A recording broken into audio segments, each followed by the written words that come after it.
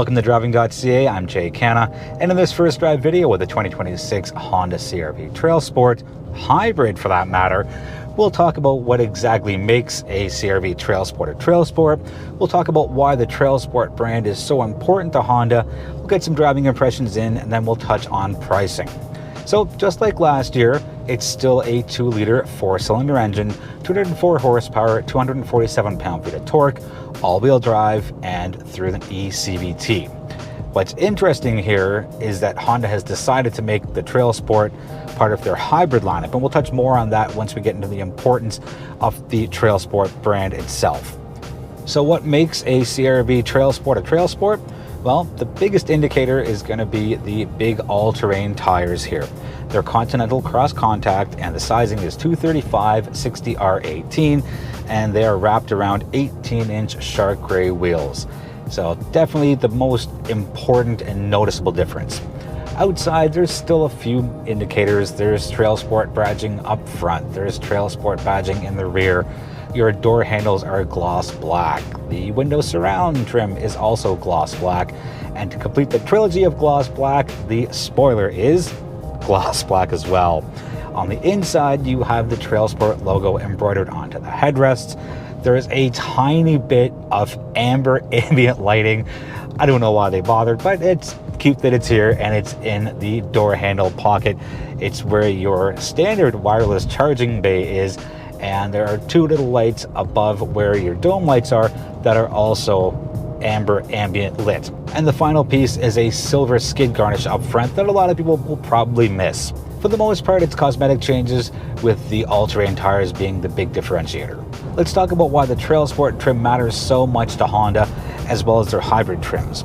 So hybrid CR-Vs make up nearly 70% of all CR-V sales, so it's a pretty easy decision to say, well, let's make our TrailSport CR-V part of our hybrid portfolio as opposed to our petrol one. Now, the TrailSport models themselves account for 30% of sales for the Passport, the Pilot, and the Ridgeline combined, those being the other ones prior to the CR-V having the TrailSport trim available. And last touch on the hybrid side, as far as importance goes, hybrids account for 42% of all Honda sales. So yes, Honda may be a little quote-unquote behind the game as far as EVs go, but I think they've found a good sweet spot for hybrids just based off these past three numbers, and adding the exclamation point to it being the TrailSport trim. So it's, to me, a smart decision for them to introduce this, because a lot of the competitors have their off-road variants of compact crossovers, and making it a hybrid just fits exactly what Honda's doing. On the driving impression side, it's a little louder here in the TrailSport than it is in non-TrailSports, and the big culprit here is going to be those all-terrain tires. And that's not a Honda CR-V TrailSport specific item. Anything that has all-terrain tires as opposed to all-season tires will have that feel come in as far as being a little louder. Now, to contrast that, on the inside, you feel like it's just a regular summer tire or all-season tire that's been put on the CR-V TrailSport, which I think is a good balance. I don't mind, and I kind of expect to have a little more road noise come in with, again, all-terrain tires compared to the summer tires, and it's not that big of a deal to me. It might be to you, and definitely take it out for a thorough test drive if you are looking at this. But what I can say for a first drive for a couple of days here is that the CR-V still performs exactly as it is advertised as, and the same way it did last year, well, as part of this whole generation for that matter. Straight line driving fares quite well here in the CR-V TrailSport, as are twists and turns. And pairing it with their hybrid engine gives it that little oomph of power that you don't find in the petrol version, and that really helps when you're avoiding a collision or you need to get that little burst of acceleration here. Again, 204 horsepower, 247 pound-feet of torque. It's the right number, and you don't need the CR-V TrailSport to be fast or quick. You just need it to be fairly responsive to deal with whatever situation is coming your way on city streets or highways, and the TrailSport does it quite well here. Fuel consumption is a slight drawback to the CR-V TrailSport, 6.7 liters per 100 kilometers combined here.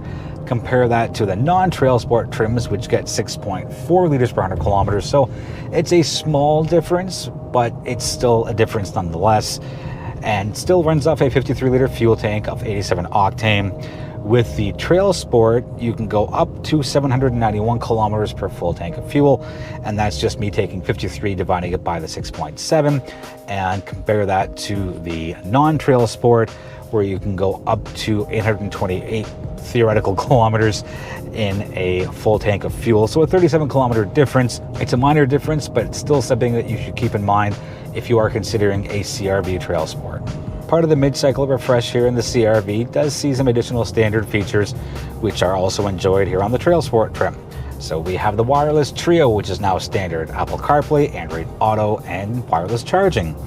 We have a larger standard size instrument cluster for the hybrid trims, going up from 7 inches to 10.2. And finally, there's an enhanced all-wheel drive traction management system that kicks in up to 14 kilometers an hour.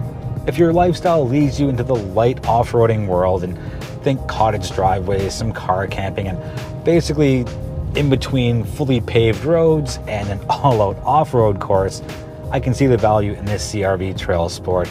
Again, it comes back to these all-terrain tires, which give you a little bit of a stronger, more secure grip on things that are not paved. And there's going to be a market for that because, well, there's a lot of competitors out there. And I think people are aspirational in wanting to do things. And whether it's this TrailSport or any one of the many other competitors, this allows them to go, you know, I think I can go out and do in some of this light-ish-esque off-roading. Honda's two-motor hybrid system is one of the better ones on the market. The flip between the petrol engine and the battery is done very smoothly, not too intrusive audibly, and you don't really feel that much in the cabin. And yes, you do feel a little bit of it, but compared to some of the other ones out there where it's very intrusive, you hear a lot, you feel a lot, Honda's system here does extremely well.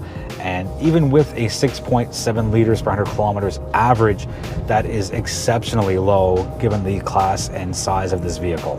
The eCVT isn't my favorite, and let's take a quick listen. So, can get a little loud if you stomp down with some added pressure with your right foot. I would have preferred a geared transmission. I know Honda's pretty deep into the CVT/eCVT world, so I don't think we'll be getting a geared transmission for any of their hybrids. So it's a nice to have, not have to have, but something to keep in mind as you are doing your research. Pricing in Canadian MSRP figures for the 2026 Honda CR-V Hybrid come in as follows. We start at the bottom with the Sport Hybrid at $45,900.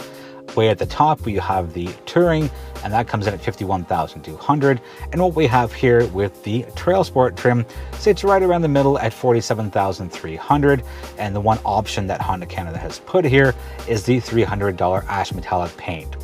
A quick run through some competitors in this off-road-esque inspired compact crossover market. There is the RAV4 Woodland, the Sportage X-Line, Tucson XRT, Subaru has their Forester Wilderness, CX-50 from Mazda comes in a Meridian trim, and pretty much any Bronco Sport trim. Honda's put two of their biggest strengths together, one being their hybrid offerings and two being their TrailSport trims, and now for the first time they're together in one vehicle, so it should do well both for Honda as a brand and for the CR-V.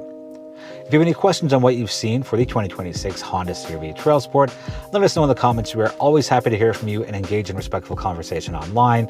Visit our website, Driving.ca, and visit our social media platforms for more news, reviews, and information you can use on hybrid compact crossovers. For Driving.ca, I'm Jay Canna.